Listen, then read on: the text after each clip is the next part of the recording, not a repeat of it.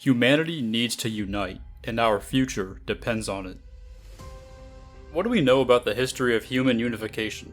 Well, we know that the very first civilizations began as an aggregation of individuals and small groups of people who decided that it was best to band together for survival. As time passed, civilizations merged together through war or diplomacy for prosperity, surpassing just the need to survive.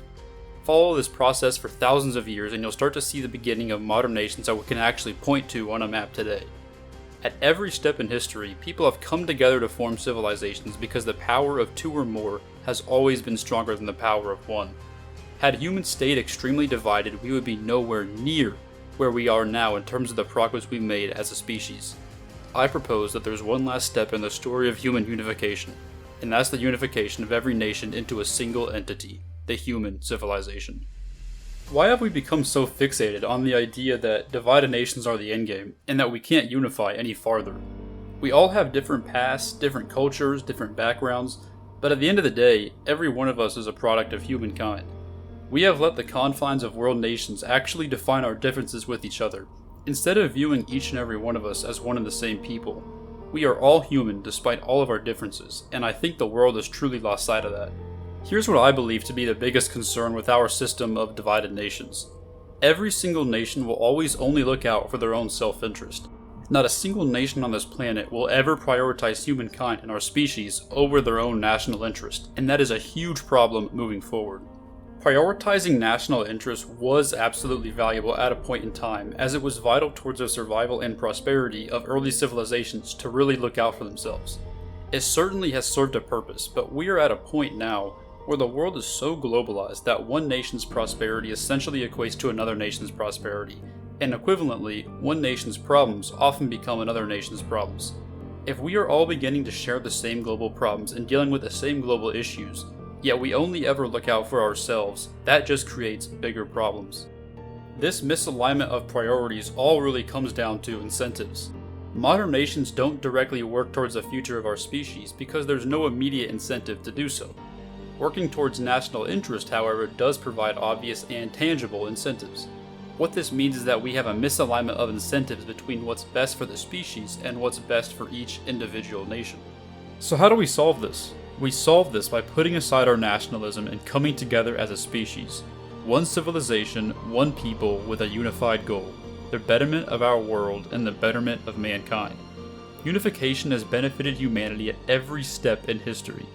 Every single nation in today's world is the result of humans unifying to create something bigger than themselves. Just because we are now faced with culture and language barriers and a raging sense of nationalism does not mean that unification needs to end. The idea that every nation only pursues their own self-interest is why accomplishing global goals and tackling global problems is so hard. Take climate change, for example. We all pretty much agree that climate change is an issue, right? But no single country really sees eye to eye on how to solve it.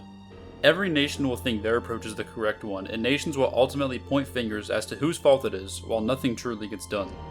It's like a teacher assigns a group project to 10 students in a classroom, and instead of all actually working together on the project, each of the students just goes into their own corner and completely does their own thing.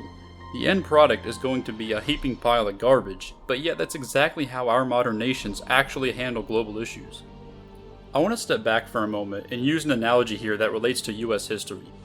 When the United States first gained independence from Great Britain, they came up with something called the Articles of Confederation, which was the first major framework for the newly independent United States.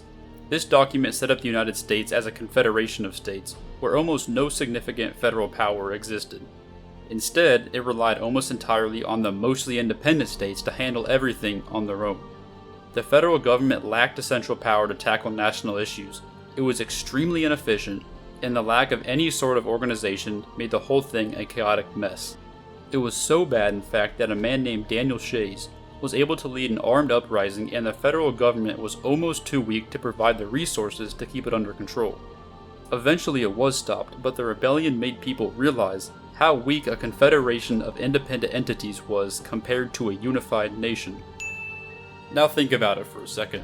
Is this situation really so different from what we're seeing now in the world?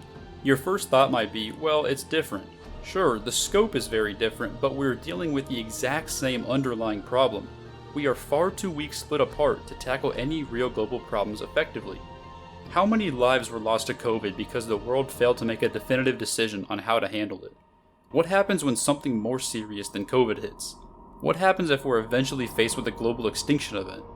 The world may fail to agree on a way to solve the problem, and it'll be game over. Imagine that, the end of the human race, all because of our inability to unite together and actually work with each other. I want you to also think about this longer term. Right now, humans are only present on planet Earth, but what do you presume will happen once we become multiplanetary? We may very well begin landing ships on and colonizing Mars this century, so this is a very real thing we need to think about. The first country to land on Mars will likely claim the region they landed in as part of their nation. The next nation lands somewhere else and does the same thing. More nations start pouring in until we're all just battling over which nation is able to colonize every different region. And then, we're left with the same issue we have here on Earth, a planet of divided nations. Zoom out way farther into the long term and we could have a whole number of planets divided between nations and factions. This division is absolutely unsustainable and it will only get worse and harder to unite as we progress. For the first time in human history, we are at a point where we have the power to unify as a species. Never before have we wielded the power that we have today. We can finally put aside our differences and actually prioritize the betterment of our species. Instead of spending trillions of dollars trying to protect ourselves from one another, we can come together and pool our resources to eradicate poverty, global diseases, and do so much more. The rigid economic and diplomatic structure of divided nations is absolutely constraining our growth as a species.